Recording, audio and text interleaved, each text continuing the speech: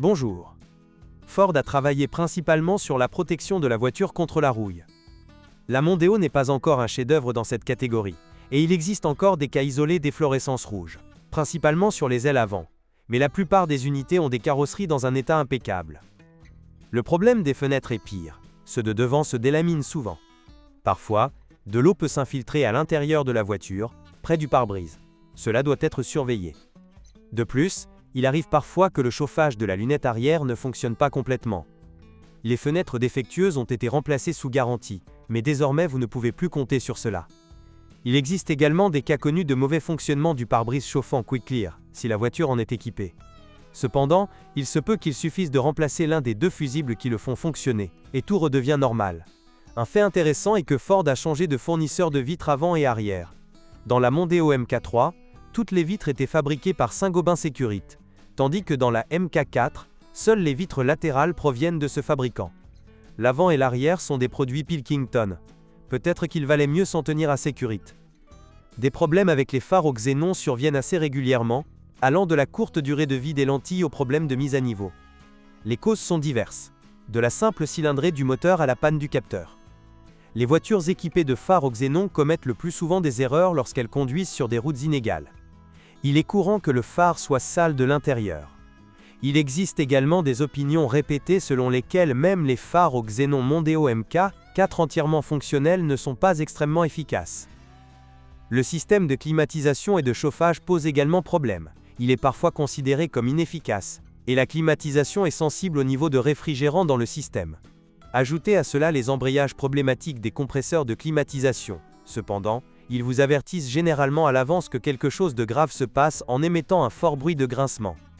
Si des pannes surviennent dans les domaines électriques et électroniques, elles sont étonnamment souvent causées par des faisceaux de câbles endommagés, et moins souvent par des fiches trop desserrées. Malheureusement, des problèmes de qualité de l'installation électrique sont signalés concernant de nombreux éléments de l'équipement automobile, des aides au stationnement et des phares, en passant par les airbags, jusqu'au système ABS et ESP. Le dernier problème concerne le rembourrage et la finition intérieure. Le tableau de bord peut grincer, et le revêtement des sièges des versions de base ambiante ou Trend n'est pas très résistant.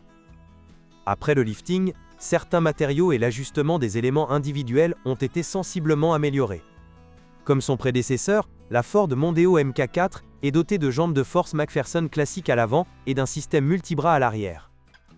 En option, cela pourrait être amélioré avec des amortisseurs adaptatifs IVDC, relativement durables. Le système de suspension a jusqu'à présent été salué pour son grand confort, sa bonne maniabilité et ses faibles coûts d'entretien, mais il présente également quelques problèmes. Le premier est un vieil ami, la rouille. Si les problèmes de minerai sont relativement rares au niveau de la carrosserie, ils restent assez fréquents au niveau du châssis, même s'ils concernent principalement les raccords filetés, le système d'échappement ou encore les triangles de suspension et le faux châssis. Les vis corrodées utilisées pour ajuster la géométrie de la suspension arrière sont souvent évoquées. Cependant, vous devez garder à l'esprit que parfois la situation n'est pas aussi grave qu'il y paraît. Il existe des cas où de vieilles vis extérieures rouillées peuvent être dévissées sans problème majeur puis réutilisées. Cependant, c'est une loterie. Il vaut mieux supposer que les vis finiront à la poubelle lors de l'entretien de la suspension arrière. Il convient de noter ici que la géométrie des suspensions est un sujet qui devrait beaucoup intéresser tout propriétaire, actuel ou futur. Les problèmes possibles à cet égard incluent par exemple l'inclinaison du volant lors d'une conduite en ligne droite, la voiture tirant d'un côté, les vibrations du volant ou la dentition des pneus. La durabilité de l'appareil à gouverner est également limitée, car après une période d'utilisation prolongée, il peut se desserrer et émettre des bruits de cognement. Il existe des cas de tremblement du volant lors du freinage. On pourrait soupçonner que la raison de la courbure des disques de frein sera la même que celle de l'Opel Insignia récemment décrite, c'est-à-dire le poids à vide trop élevé de la voiture. Cependant, ce serait une fausse hypothèse, car malgré ses grandes dimensions extérieures, la Mondeo MK4 ne pèse qu'un peu plus que son prédécesseur, et beaucoup moins qu'Opel. Cependant, le problème existe et se répète chez de nombreux fabricants de disques de frein, entraînant une perte de sommeil chez certains propriétaires. La cause des problèmes n'est pas encore confirmée. Dans certains cas, un nettoyage plus approfondi des moyeux est utile, mais ce n'est pas la règle. La fiabilité des freins de l'essieu arrière a été considérablement améliorée. Il ne pose plus autant de problèmes que dans la Mondeo de la génération précédente, y compris le frein auxiliaire. Au niveau du châssis, il convient également de s'intéresser à la question des roulements de roues arrière, qui posent parfois des problèmes. Le fait qu'un pneu endommagé puisse offrir une expérience sonore similaire peut être d'une consolation douteuse, donc en cas de doute, cela vaut la peine de commencer par exemple par remplacer les roues. Bien que de nombreuses personnes recherchent une Mondeo avec des moteurs diesel, Ford a également proposé un certain nombre de moteurs à essence dans ce modèle, du plus faible 1.6 atmosphérique, en passant par les 2.0 et 2.3 atmosphériques, jusqu'au 1.6, 2.0 et 2.5 turbocompressés. Fondamentalement, aucun de ces moteurs n'est pire que les unités de la concurrence, bien qu'ils soient basés sur des solutions différentes. Le 1.6 est l'œuvre de Yamaha, les 2.0 et 2.3 de Mazda, et le 2.5 de Volvo. Bien entendu, dans chacune de ces options, nous avons affaire à des modifications introduites par Ford, notamment dans les modèles 1.6T et 2.0T. Les moteurs 1.6 atmosphériques sont, contrairement aux apparences, relativement populaires, malgré leur puissance légèrement trop faible pour une telle voiture. Les personnes qui ont choisi ces versions sont satisfaites. En fait, il est difficile de parler de défauts reproductibles. Le système de calage variable des soupapes, que Ford appelle TI-VCT, peut causer des problèmes occasionnels. Les moteurs 2.3, associés uniquement à une transmission automatique et que l'on trouve uniquement dans les voitures d'avant le lifting, sont complètement en marge du marché, et il est difficile d'en dire quoi que ce soit. Cependant, ils sont basés sur les mêmes solutions que les unités 2.0. Ceux-ci, à leur tour, sont relativement populaires et recherchés sur le marché secondaire. Un problème parfois évoqué par les utilisateurs concerne les fameux clapets du collecteur d'admission. En cas d'usure extrême, ils peuvent théoriquement se détacher et tomber dans le cylindre, provoquant la destruction du moteur. Cependant, l'installation constitue clairement une amélioration par rapport à la Mondeo MK3, car ce problème n'est pas très souvent évoqué. Il convient de garder à l'esprit que les moteurs 2.0 ont parfois des problèmes d'augmentation de la consommation d'huile. Les segments de piston sont souvent désignés comme responsables. Dans des cas extrêmes, le moteur devra peut-être être révisé ou remplacé.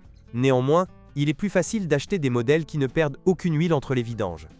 Les moteurs 2.0 de 145 chevaux ont également tendance à fonctionner de manière inégale et à avoir des révolutions fluctuantes.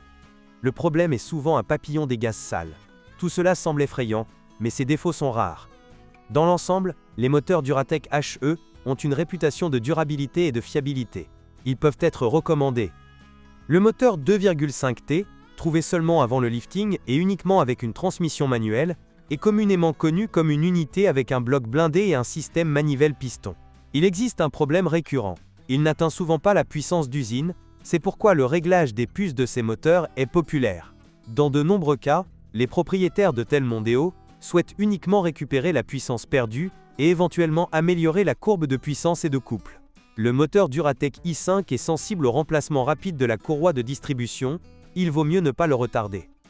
Les moteurs 1.6T et 2.0T, connus sous le nom d'EcoBoost, sont apparus dans la Ford Mondeo MK4 après le lifting et constituent une option assez courante, peut-être à l'exception du Top 2.0 de 240 chevaux.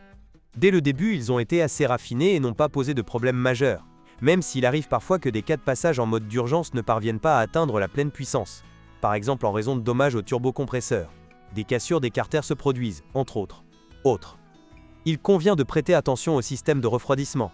Peu importe le moteur, cela peut poser des problèmes, des fuites de liquide de refroidissement surviennent parfois. Un défaut courant des moteurs à essence est la défaillance des composants du système de carburant.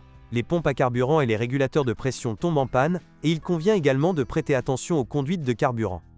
Les avis sont partagés lorsqu'il s'agit d'installer une installation à gaz. La plupart des moteurs Ford ne les tolèrent pas très bien. Le bloc 2,5T de Volvo sera le meilleur pour cette application en raison de sa culasse plus durable. La Ford Mondeo MK4 était proposée avec un total de 4 moteurs diesel dans différentes versions de puissance. Les moteurs les plus courants sont le 1.8 et surtout le 2.0 TDCi. Le premier est un vieux moteur Ford en fonte fortement modifié qui a des performances médiocres et, en outre, un décalage de turbo notable. Il a également une culture de travail médiocre et un volant bimasse peu durable, mais bon marché. Il y a également des commentaires concernant la durabilité du système d'injection. Cependant, le 1.8 TDCi a quelque chose en réserve. Il n'a jamais été équipé de filtre à particules. De plus, il s'agit d'une unité dotée d'un système manivelle-piston extrêmement durable. Il faut être prudent lors du remplacement de la courroie de distribution. Il existe des systèmes avec 2 courroies ou une chaîne courte et une courroie reliant la pompe d'injection à l'arbre à cam. Ford a souvent modernisé ces éléments, donc la sélection correcte des pièces peut être un défi. L'unité 2.0 TDCi pourrait avoir de 115 à 163 chevaux. Il s'agit d'un moteur développé conjointement par Ford et le groupe PSA. Au fil des années, le 2.0 TDCi est devenu reconnu comme l'un des meilleurs diesels du marché. Il est durable et bien connu des mécaniciens. Les problèmes typiques incluent avant tout les pannes du filtre à particules, qui font parfois passer les moteurs en mode d'urgence. Il convient de noter ici que les problèmes de DPF peuvent également affecter les versions plus récentes du moteur, DW10C, même si elles disposent de filtres avec un injecteur supplémentaire. Ford utilisait auparavant des filtres secs ordinaires. Il existe également des rapports répétés faisant état de démarrage difficile ou d'un fonctionnement incorrect en cas de gel, ou encore de turbocompresseur instable.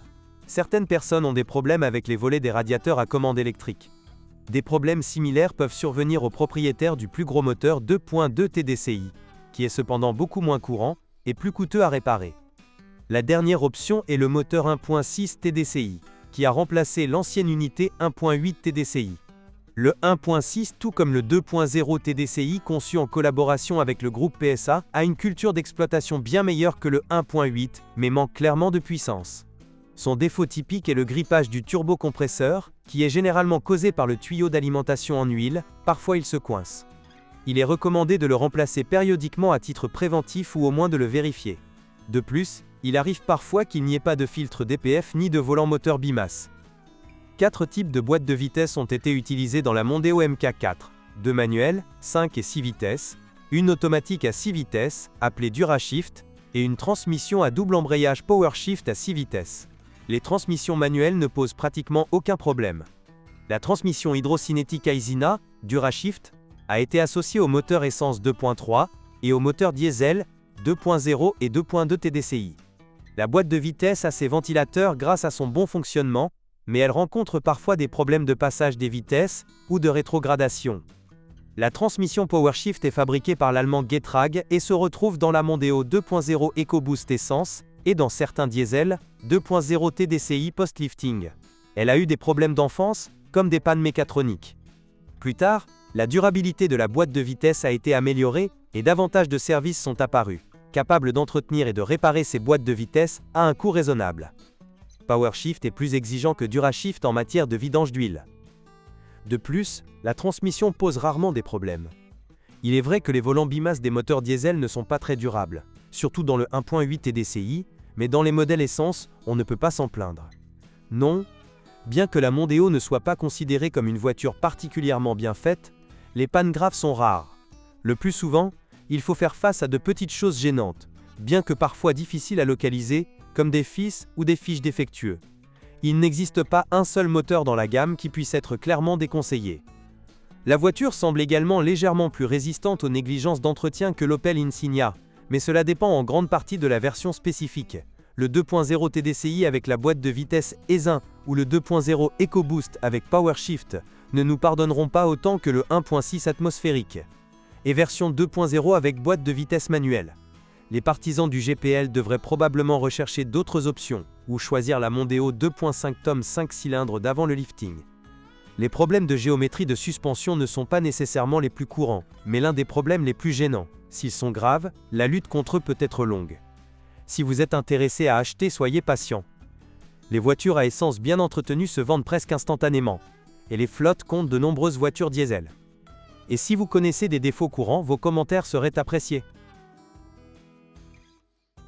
Bonjour les amis, vous cherchez une voiture d'occasion, vous devez prêter attention au site web carm.pro. Carm.pro est grand catalogue de voitures, moteurs, boîtes de vitesse. Et le meilleur, c'est que vous pouvez trouver des informations sur les pannes de n'importe quelle pièce. Complètement gratuit. Allez sur le site web carm.pro et découvrez tous les éventuels points faibles des voitures d'occasion.